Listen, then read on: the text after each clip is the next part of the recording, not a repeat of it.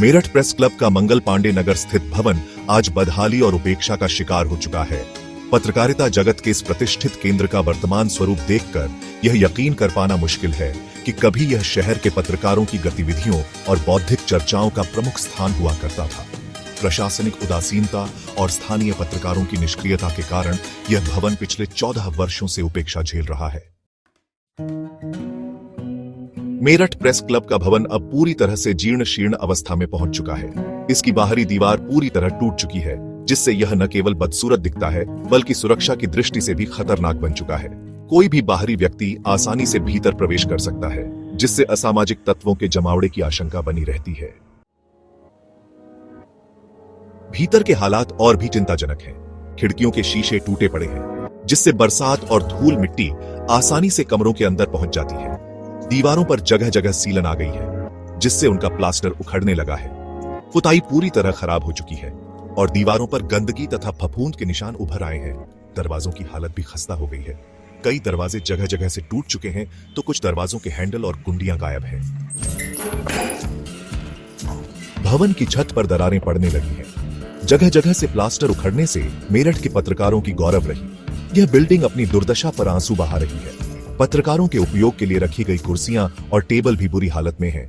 अधिकतर कुर्सियां टूटी फूटी अवस्था में हैं, जिनका उपयोग करना असंभव हो गया है।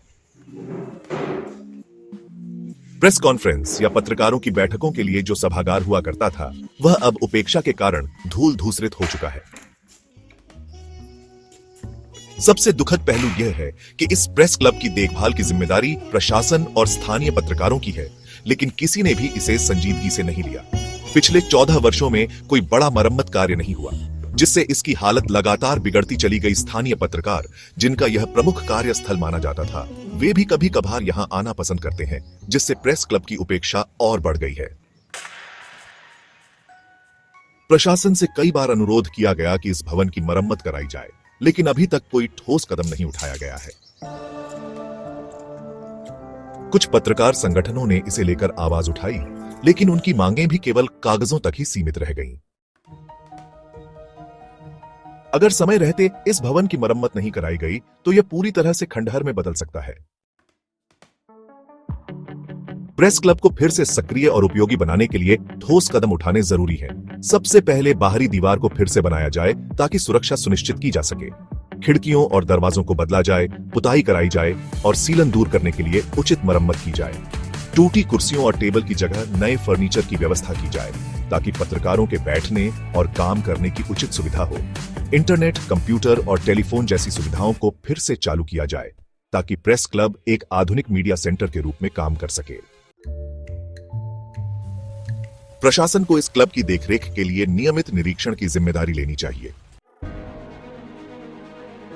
यदि पत्रकार स्वयं आगे आकर इस मुद्दे को उठाएं, तो प्रशासन पर दबाव बनेगा और सुधार की प्रक्रिया तेज होगी।